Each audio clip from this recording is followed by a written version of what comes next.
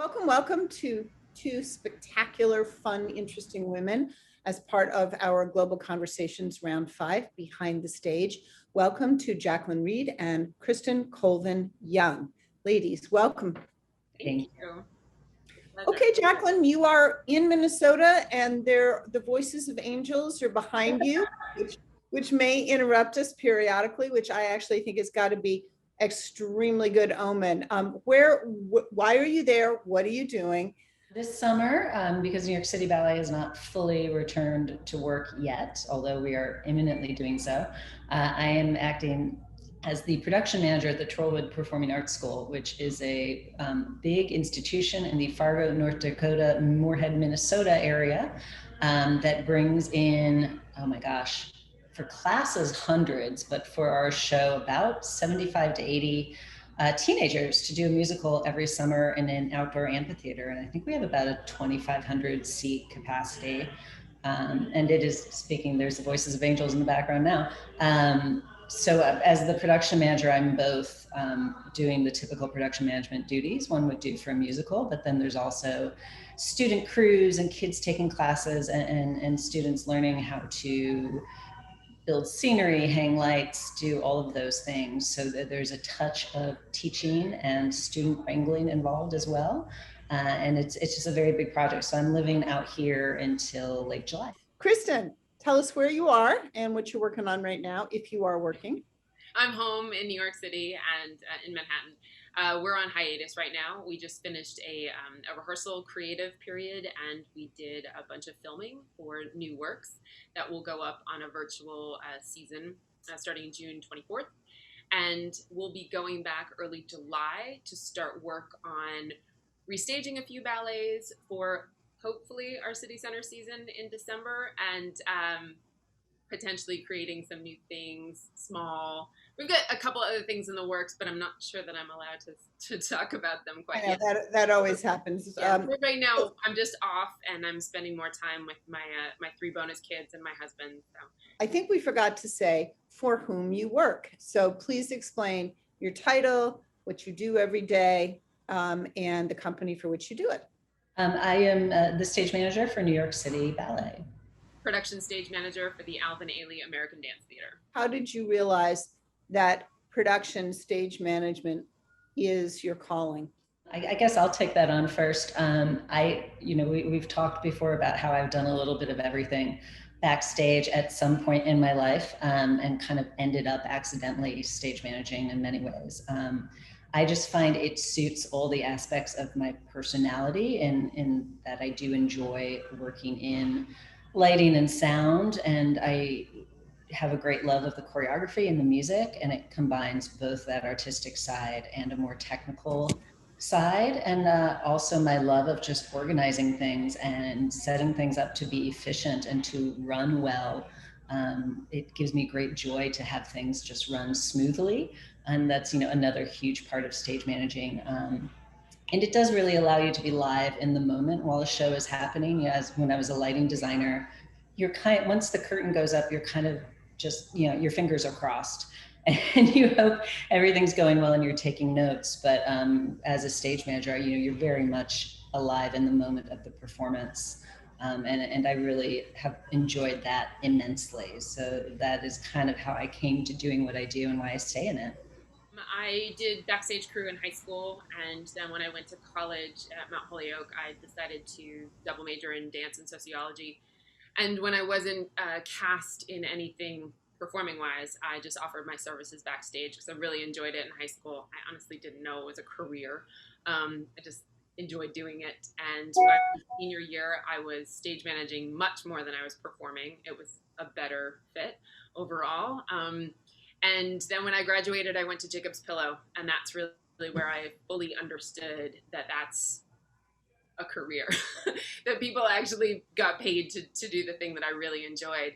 And it was the 65th anniversary season. I worked with a ton of amazing companies. I met a lot of great people, and it just so happened that halfway through the summer, David Parsons was looking for a company manager / assistant stage manager / wardrobe person. And I applied, and David said, come on.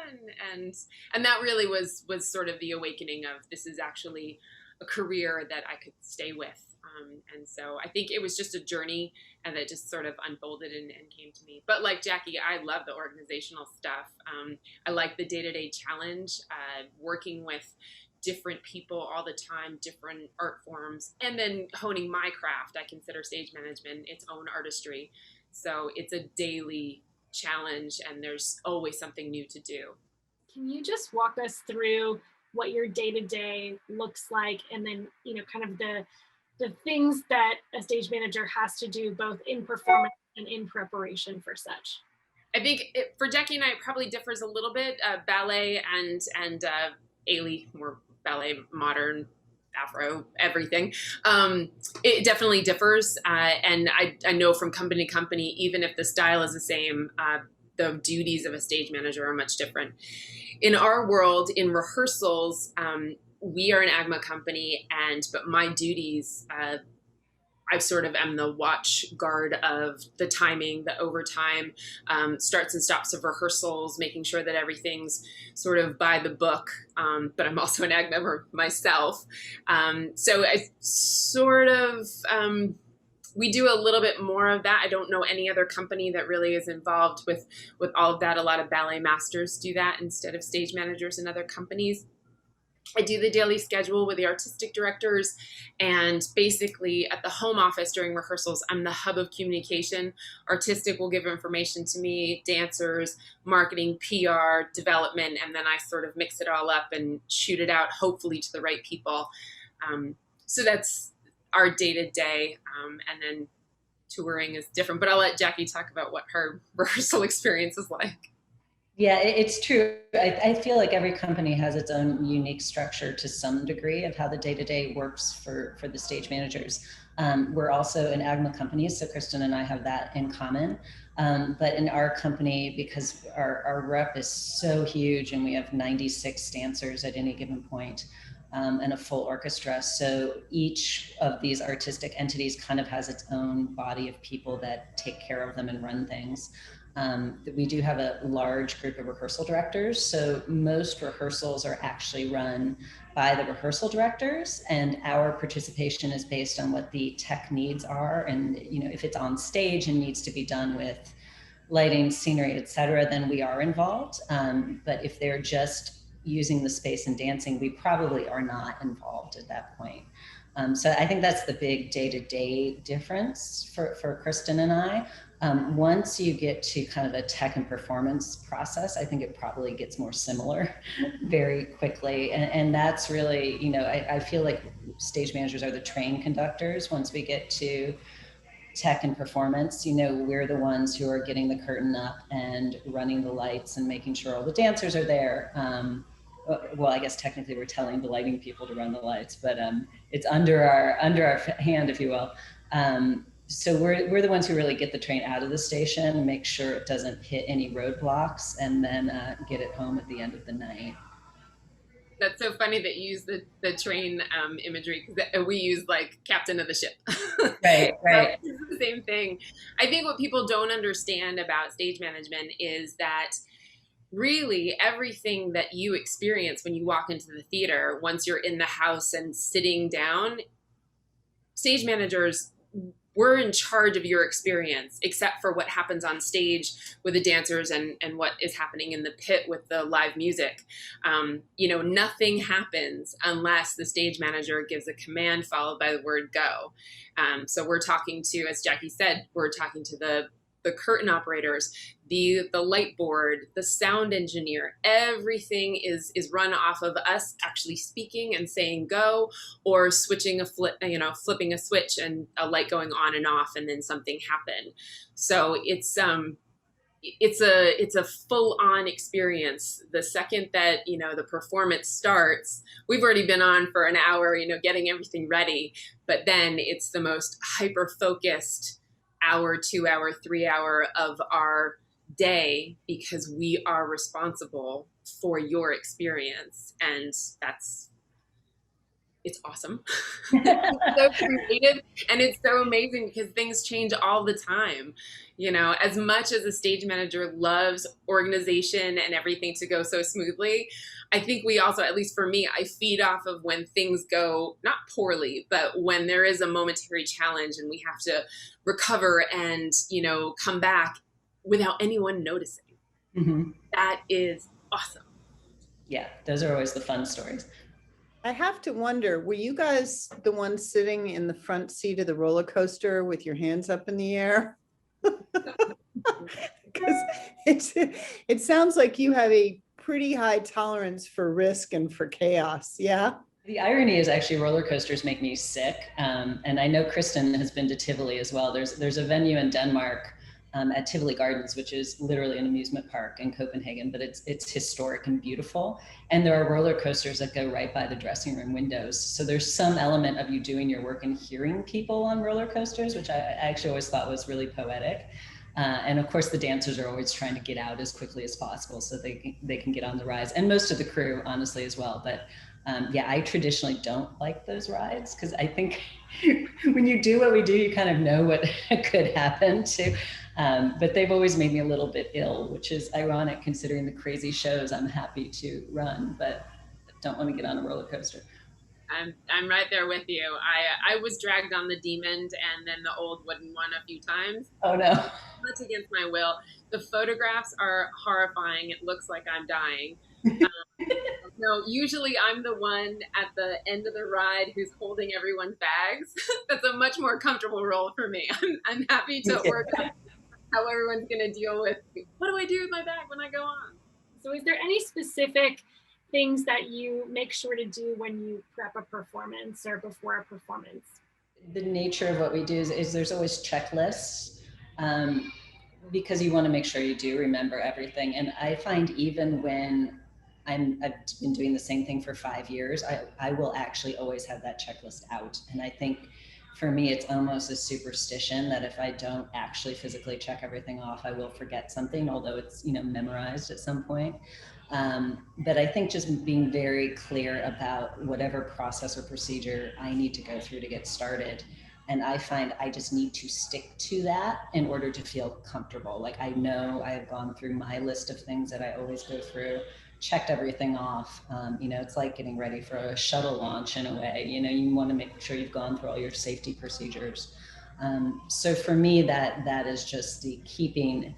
So you know, similarly, when something does go wrong, you've got that impeccable structure in place, and it's much easier than to pull the train back on the tracks, to overuse a metaphor, when you've already gotten that really kind of impeccable structure gone for. Definitely. Yeah, checklists they're super important.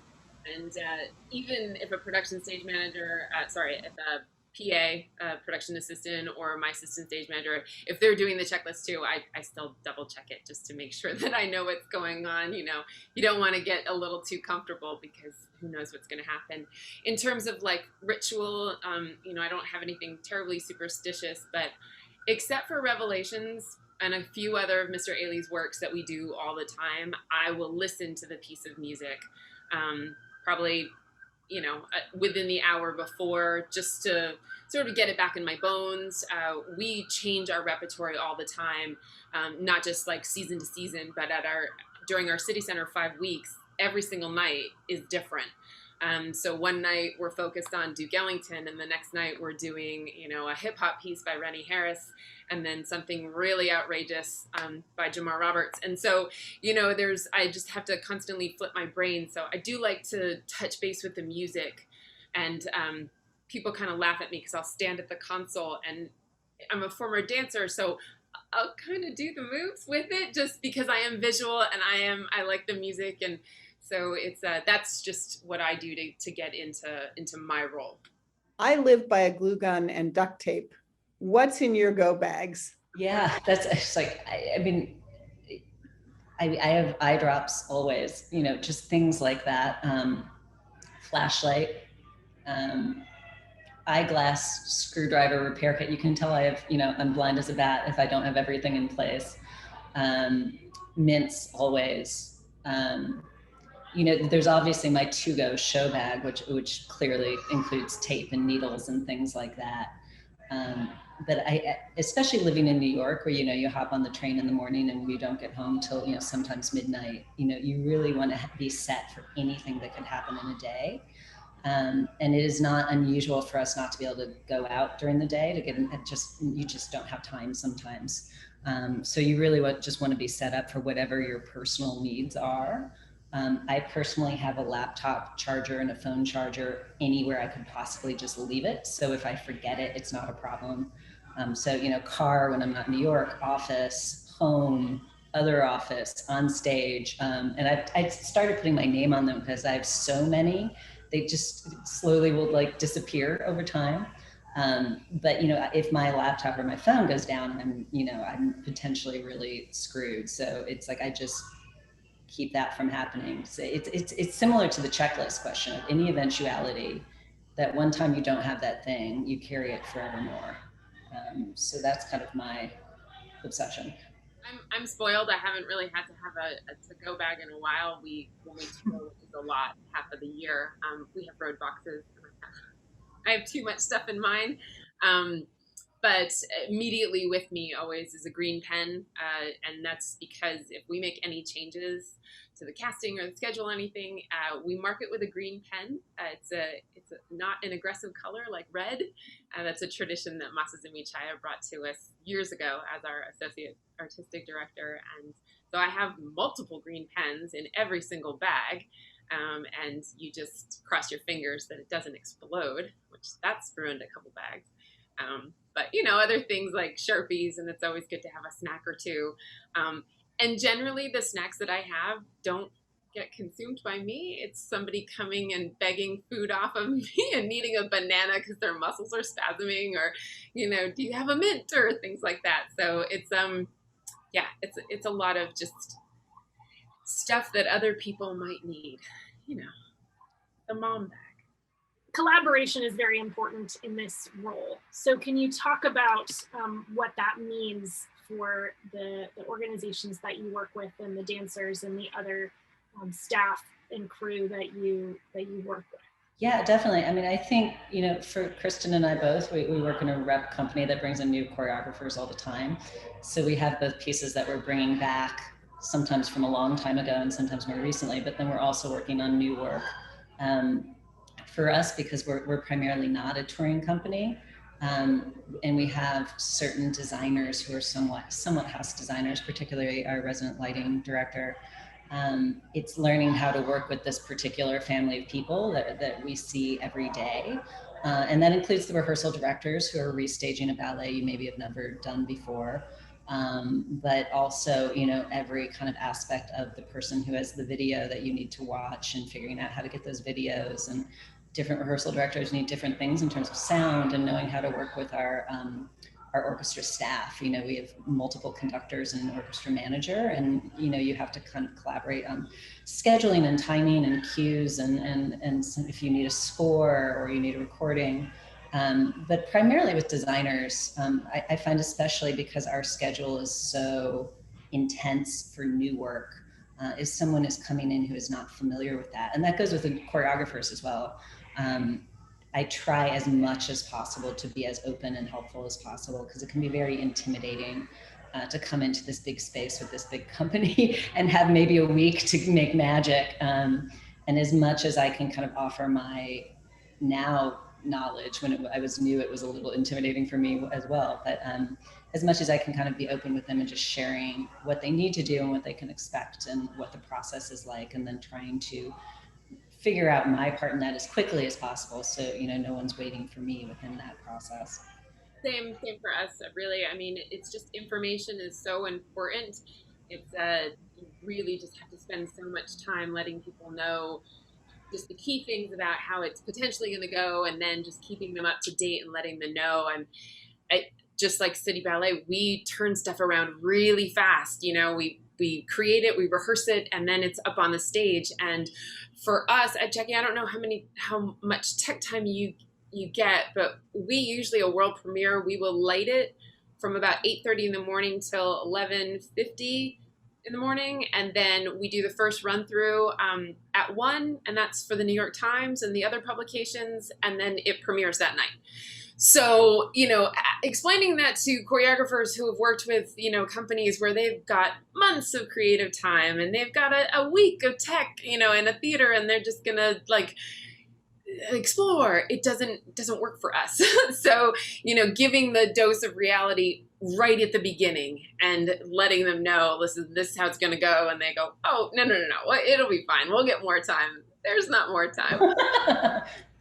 So just figuring that out. It's a lot of reading personalities. It's a lot of sort of picking up on people's nuances and how you need to find your language with them, how you find the rhythm.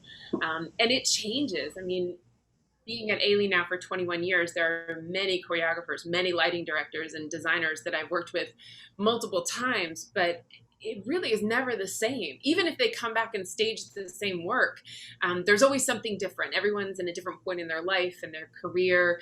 And so there's always something new that we bring to the table, and you sort of have to just open yourself up to not being complacent and saying, oh, well, it's so-and-so, they're back for the 5th time, everything's fine. So just really being open to that. And even internally, I mean, right now, Matthew Rushing has taken over for Masazumi Chaya as our associate artistic director. Matthew was a dancer for years and years and years when I was a stage manager. And so we have that relationship, but now he's transitioned and he's finding his own rhythm. He's figuring out, how to do this. And so then I have to rework how I work with artistic, because it's Matthew, it's not Chaya, and it's wonderful and it's exploratory. But it's all about information and communication. Kristin, in your bio on Mount Holyoke's website, you have the most wonderful quote or motto or whatever, which I just adore, and it resonates with me, but I wish I'd been a little bit bolder about it. You say, what's the worst thing that can happen? They can say no, or they say no. Talk a little bit about that, because boy, words to live by, particularly for young women coming up. It stems from my journey leaving Mount Holyoke. Right before we graduated, I was the only one of my tight-knit friend group that didn't have something happening, sure thing. Several of them were going on to jobs. They were in the sciences and they had secured jobs. Several of them were going on to higher education. I didn't get into the grad school that I wanted to go to. So, and I kind of only applied to one, I think. So I really didn't know what to do. And one day I was in the lounge, the dance department lounge, and I saw a poster for Jacob's Pillow, and it had a blurb about the technical internship. I didn't even know they had. And of course, I saw that I had missed the deadline significantly. But I said to myself, what's the worst that could happen? They'll say no. Literally, that's what I said. And so I picked up the phone and I called, and someone had dropped out the day before, and I got that spot because I called and I said, take me, these are my qualifications. And it was amazing. And that started my journey. I would not have this life. I would not have my touring experience. I would not have anything, this life, had I not made that phone call, because from the Pillow, I met David. I worked at Parsons. Robert Battle was a dancer at Parsons when I was there. I helped him form his company, Battleworks. And then through a connection from the Pillow when I was at Parsons, I segued over to Ailey, been there ever since. I do offshoot projects with people from, the past. It's just so important. Take the chance, ask the questions. And I say that to everyone I mentor my mentees. Because it's important. It's important to pick up the phone and ask the question and put yourself out there. I'm hard pressed to find a stage manager of, our level that would say no to someone, at least in terms of teaching and letting them shadow, or, at least giving someone the opportunity to explore what it is we do. Because there's so much about what our profession is that you can't necessarily get from a book or read and accurately understand. And then when it comes to getting a job, do the same. A lot of times just make that human connection, and you don't know where it's going to go. I've gotten some of my best assistants and production assistants that way. They just took a chance and they called and they said, I want to be a part of what you do. Can I? A lot of times I say yes. I love that whole thought process. I think it's amazing. But yeah, did we read my quote? I think basically I was talking about how as stage managers we are part of the performance and very much performers. And as Kristin was saying earlier, how stage management really is its own art form. I think there's frequently a perception that it's just a tech job and part of production, and somebody wearing black and pushing buttons. That the degree to which we need to know and understand the choreography and music, sometimes profoundly and deeply, in order to then express how the lighting and sound and all these other elements then integrate with it. And then to live within that during a performance, especially when there's live music. So the timing and the rhythms might be completely different from night to night. So you're really kind of living it with the dancers and with the musicians. And because you really, as I say, you're the performer that the audience never sees. And if they do see you, something terrible has happened. But I kind of love that. I'm not really one to, tap dance across a marquee. I'm kind of a quiet person in general. So the fact that I'm kind of doing that from behind the curtain is it makes me laugh in a way. It's a funny thing to me. And I enjoy it. And I really enjoy then teaching dancers and future choreographers about tech and production and stage management because of that. I don't think, with Kristin, as a young dancer, you don't necessarily realize the host of opportunities and careers and other jobs that are part of dance. The dancers are only a small part of the whole ecosystem that makes up a dance company and a performance. And that it can be kind of a fulfilling way to be part of a performance and be with these artists and be an artist yourself. So that's kind of my joy, and I try to convince people of that all the time, or show them that it really is an active role and an artistic role, no matter what kind of company you're with as well. Whether it be ballet or modern or tap or all of the different forms of dance. Whoever's running the show with you is really another dancer or another musician in their own way. Are there any specific disaster stories you'd be willing to share with us? Specifically, if there's anything, where it's funny, or you can look back now and laugh, maybe at the time it wasn't. And then specifically kind of how you coped with the chaos or solved the problem. I wrote some notes earlier. I wrote earthquakes. Portland was my first one. LA was my second one. Berkeley, and then my last one was Orange County. Power outages at City Center and Philadelphia, like literal theater dark. And then I was elected to go out in front of the curtain with a flashlight and with my booming voice, apologize to everyone and ask them to hold tight until we got going again. Luckily, I wore nice outfits for both of those performances. Yeah, the earthquakes were crazy. I mean, my first one was in Portland. We were in the middle of a children's show in the morning, and it was a little one, but it was my first earthquake ever. And I'm on headset calling Yellow Section, the finale of Revelations, and it's pretty raucous, and it's a small stage, so it didn't surprise me that you could feel the floor a little bit. We have a sprung floor that we tour with.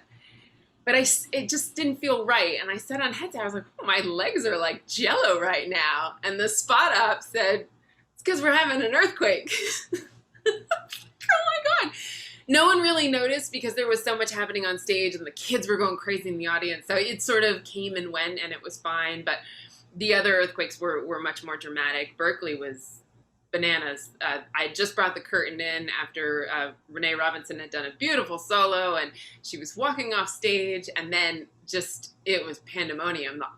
The curtain was in, so all we could hear were the screams from the audience because everything's shaking for them, and backstage bricks were popping on the rail and everyone's just trying to run for cover, and here comes Miss Jamison, and she grabs the microphone to talk to the dressing rooms, and she's just giving orders about get in the doorways and do this. And so, it just, that was, Yeah, the earthquakes are the big ones. I mean, there's so many more, but those are the dramatic ones I can think. It's funny. I mean, a little addendum to that. I worked at LA Opera for a while, so I felt a few earthquakes in the Chandler, and because of where the bridge spots sit, they always feel it first. So there's a few times where the spots would be like, oh, earthquake, and it would take like 30 seconds more for it to land on, and then you'd be like, oh my God. So that is a funny thing. I would say, I mean, I have a universal bad karma for curtains, and I don't know what it is. But they operate sometimes radically differently from venue to venue. At the Coke Theater, it is something that an electrician is pushing a button and it does its thing, but it can catch and make bad choices sometimes. And then it's that thing where it is a human being trying to process your information, and humans don't always work well either. But especially touring, and especially in countries where English is not their first language, and you try to establish the protocol of how this is going to work, but then in the excitement of performance, that protocol can go out the window. So I've had experiences in South America where curtains did or didn't happen nowhere near where they were supposed to. I mean, and I could go on forever. I had a fire curtain in Berkshires that decided to come in before a show was done. And then I don't know if there's video footage, but Carissa from Paul Taylor was actually bowing, and the curtain was coming in as she kept shrinking, finish her bows. And then of course, if you have something that's hand run, and with Paul Taylor Dance Company, they bounce the curtain quite a lot. And I'm pretty sure I've almost killed at least a dozen curtain operators through heart attacks or other stress and trauma. So it is a thing. I mean, ironically, I actually, because of that, I don't really relax until the curtain is up, which seems ironic that the piece starting is when I'm like, great, we're good.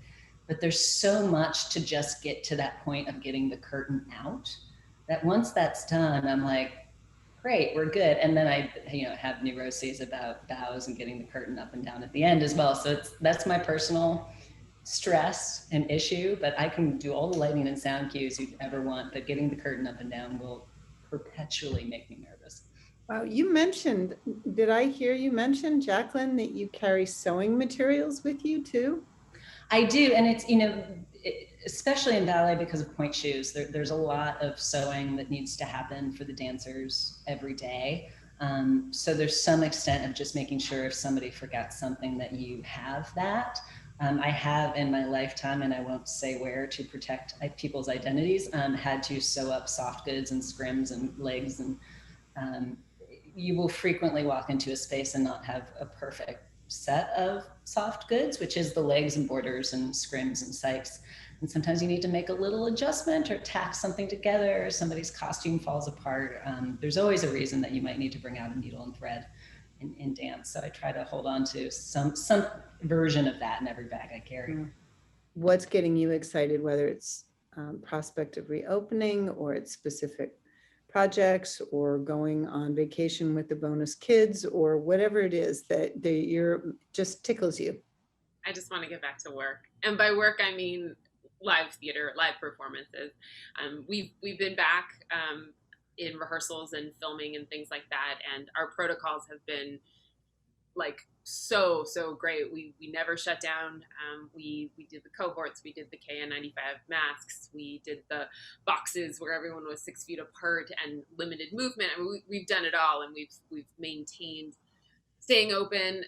The Ailey School as well. I mean, I give everyone a lot of credit. We were able to do a lot.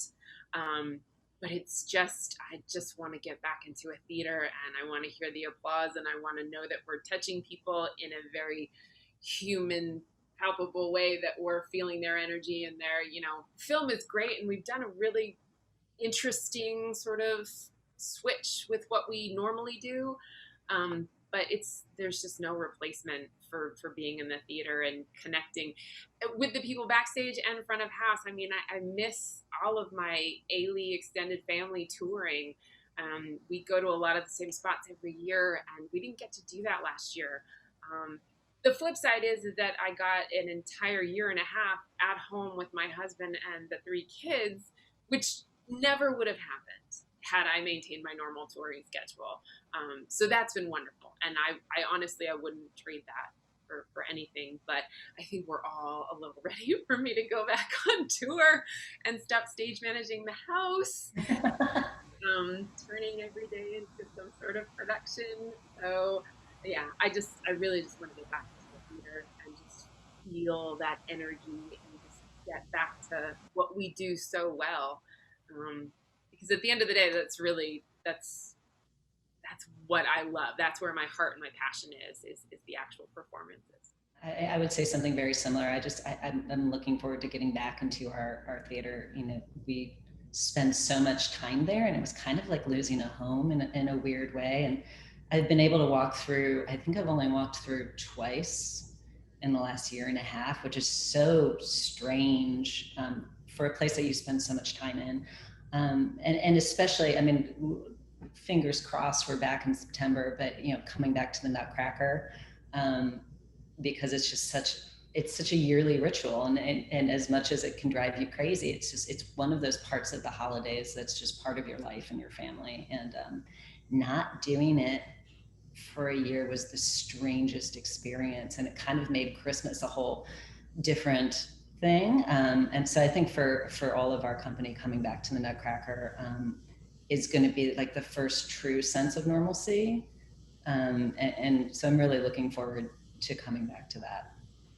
Jackie, did you have the thing where at a certain point in the day, especially on a specific day, just in your head and your heart, you would be like, I should be, and you knew exactly where you should be, what you should be doing, who you were talking to, like it was like a ghost sort of just here, like I just felt like something was missing. That happens so often. I'm sure it happened to you because our lives in the theater are very similar. It's very, yeah. I've never had that many evenings at home in a row in my life. Like I did, even just like you turn on the TV, you'd be like, people watch things at regular times. I don't know.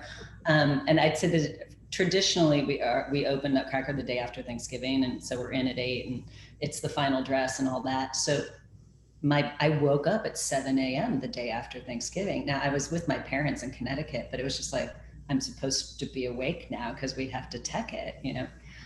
So yeah, there's a lot of those weird calendar ghosts that then coming back is going to be funny because it's like, wait, something's different. It's going to be very Inception, really, you know. But yeah, we're ready to go back, definitely. Do you think that there is anything from the pandemic that you'll keep, or lessons that you've learned? I mean, I think for me, it's just kind of relearning to have a normal life. I mean, that sounds weirdly huge, but, you know, our schedules, you know, when we're in the theater are quite crazy, at least for me. And talking to friends, and even though we couldn't see them, actually just being able to talk to friends and cook dinner on a regular basis at home was so mind-boggling. So it's those little things of kind of looking at your life and your friendships and hopefully retaining some elements of rediscovering that and taking that back to a theater schedule. You know, finding your life outside of dance, which I think, you know, it is something I talk to young people about all the time. Like you can have this passion and it's important and it's all consuming, but kind of remembering those little life things that actually make the art form more valuable ultimately, to bring that back to your art. Yeah, definitely. I think definitely I hate the term, but the work-life balance, that really is something that I don't think any stage manager up until the pandemic had. Right, yeah. You know, being home for dinner, cooking dinner, just all of those things, having a normal bedtime, you know, it just all those things. But also, I don't think, and then during the lockdown, we were very good. So there were times where we didn't leave the apartment for a very long time. But once things started to ease up, I really enjoyed sunshine. And I know that's a weird thing to say, but I think Jackie can echo this. We don't get a lot of sunshine. You know, we're usually the first ones in the theater, and we're typically the last to leave. Wardrobe usually stays a little bit after us because they've got a mountain of laundry to do. But really, there are days upon days on tour and during City Center that I will not see the sun. And so it's been wonderful, even when we were stuck inside for the lockdown, to have windows and to be able to see and experience fresh air and just a momentary normalcy of just the outside world. Because you don't get that when you're full on in production season and touring. You're in the theater, you're living in it.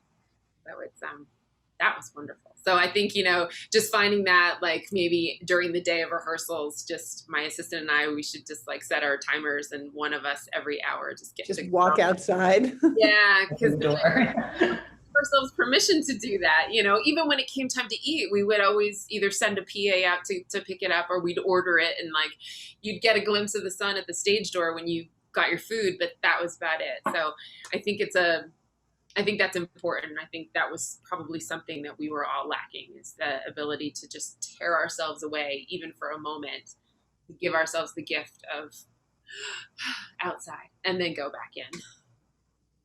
That's brilliant on both of your parts. It does sound almost like a calling, not just a job, though, to me, right? You have to love it. Honestly, you do.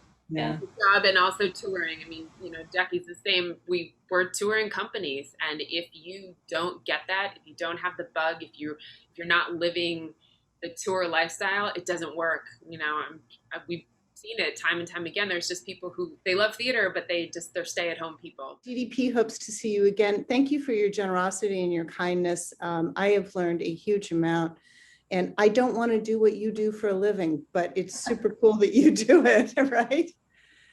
Okay, thank you very much.